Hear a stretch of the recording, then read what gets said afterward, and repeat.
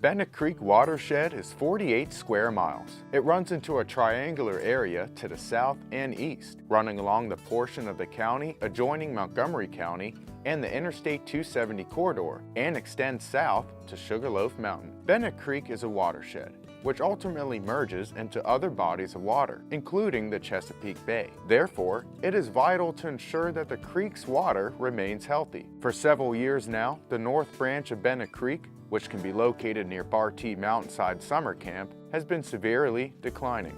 We knew immediately that there were some problems with the amount of erosion that we were seeing in our wetlands. Over the past 4 or 5 years, the stream has begun to reconfigure itself. Bennet Creek itself, the county has actually had 2 watershed studies and watershed implementation plans for this area. In 2004 and then in 2008, we've noticed in the whole entire Bennet Creek watershed a lot of erosion and not a lot of vegetation along the stream banks, which we call riparian buffers. All of those things kind of complement themselves to creating what you see in the background, where you have a lot of severe bank erosion and there's no roots of the trees or the vegetation to actually stabilize those banks. What's happening is that there's something called a head cut that just keeps eating more and more and more of the banks of the stream. In fact, the stream restoration designers put pins in to try to track how much sediment they were losing, and at most sites you might lose, a centimeter a year, but they're losing feet.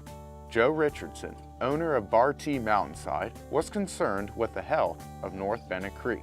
In search of help, Richardson knew exactly who to call. I met with him probably 10 years ago to plant buffer trees, and at that time we saw his stream, took a look and saw that it was a really great restoration opportunity, but it was a significant one. I mean, it was going to require a lot of money to complete, and so we kind of said, hey, let's keep this in our back pocket for now. We have enough to do with the tree planting and the wetland project that he took on. Joe happened to give me a call and say, hey, please come out, take a look at what has happened since you've been here last. And I said, hey, it's great you've contacted me. By the way, there's some great grant funding opportunities out here. When Richardson reached out to the Center for Watershed Protection, a grant for the restoration of North Bennet Creek was on its way. Joe Richardson partnered with the Center for Watershed Protection and applied for a Chesapeake and Atlantic Coastal Bays Trust Fund grant to do construction of the project. And the Department of Natural Resources said, we'll award this to you, but if we're going to award it to you, you need to find money for design. Maryland Department of Natural Resources only allows funding of that grant for construction only. So the county chipped in $90,000 of all design money and some of the permitting that goes along with it to actually turn this back into a really amazing stream restoration project. You have Ecotone, who will actually be doing the design work and the construction of the project itself. In addition, then you have also the county, who would be looking through this project and watching this project through from start to finish.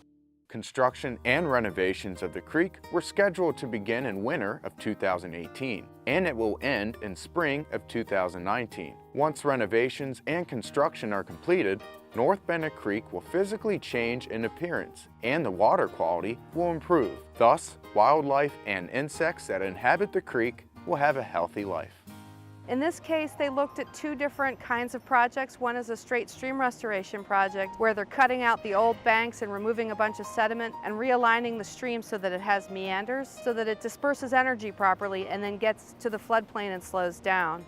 A stream that has connection with its floodplain is a healthier stream. Then the other part of this stream restoration project is going to be what's called a regenerative stormwater conveyance, which is a technique to disperse energy for something that's going through a channel but that's going down a hill. So basically you have a series of plunge pools, and each one of those pools disperses energy.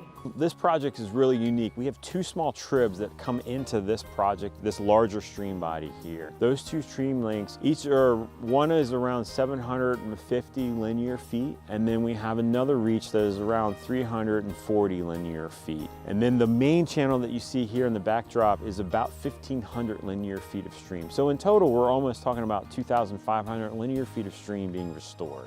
One of the big things that we want to do is get the water back out into the floodplain. So during stormwater events now, the stream doesn't get out as much as it should. We want to get it out into the floodplain, slow that water that's got a lot of pollutants in it, and actually treat them on our floodplains. In addition to that, we're going to have a whole bunch of wetlands along the perimeter of the stream, which again helps, number one, for nutrients, as also we have a wonderful ecosystem that's about ready to rebound here with frogs and amphibians and salamanders. Now further downstream from this point, again with all of this being kind of contained within this 1,500 linear feet here, this will help reduce how much sediment continues to flow downstream, and that sediment downstream kind of clogs our riffles. Those gurgling portions of the stream, you have a whole bunch of sediment that kind of filters into them and just lands on that. It actually kills the macroinvertebrates in those areas. The North Bennet Creek Stream Restoration Project is an important milestone for the health of Bennet Creek, the environment, and for students attending Bar T Mountainside. The engineering and design of this project is a much more sophisticated level. It opens teaching opportunities to go into middle schools, high schools, and even colleges with the amount of engineering design that's going into this project. And with the issues that we're beginning to see with stormwater, what happened in Ellicott City, what's happened in Frederick, understanding hydrology is becoming a much more important issue that students need to recognize, and if there's anything that can be done to mitigate it, we believe that we can teach some of the processes that need to help with stormwater runoff in the future. If you would like more information about the North Bennet Creek Stream Restoration Project, call the Frederick County Office of Sustainability and Environmental Resources at 301-600-1416 or email Don Dorsey or Shannon Moore.